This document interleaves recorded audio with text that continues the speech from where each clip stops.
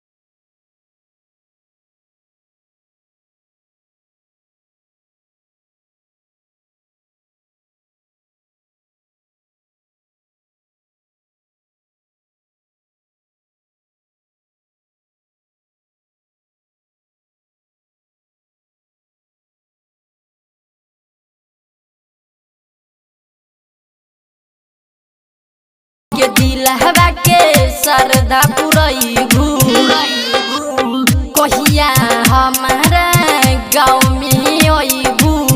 हमनी के दिल हवा के सरदा पुरैबू भगतन भक्तिनिया के इहे सपना दिलैबू। भ्रष्ट युग के कल जुग माई बोल कहिया बनैबू हो।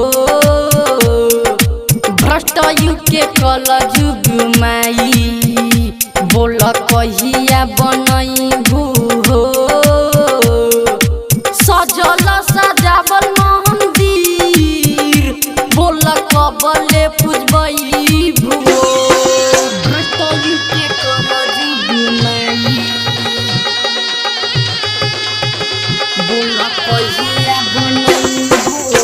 कैसे के माई बतिया बताई अपना भगतन के आगे बढ़ाई। कैसे के माई बतिया बताई अपना भगतन के आगे बढ़ाई। कैसे नौ जीवा कह के नौकरी दिलैबू हो। भ्रष्ट युग के कल जुग माई बोल कहिया बनैबू हो।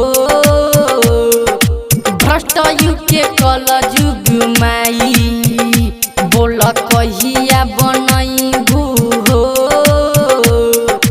सजल सजावल मंदिर बोल कबले पूजबैबू हो। भ्रष्ट युग के कल जुग माई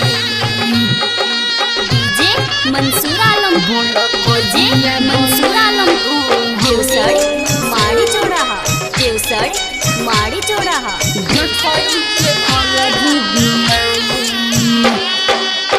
रूप श्रवण है कैसे फेल तू हो गईलू। कहे इतिहास न उल्टैलू। रूप श्रवण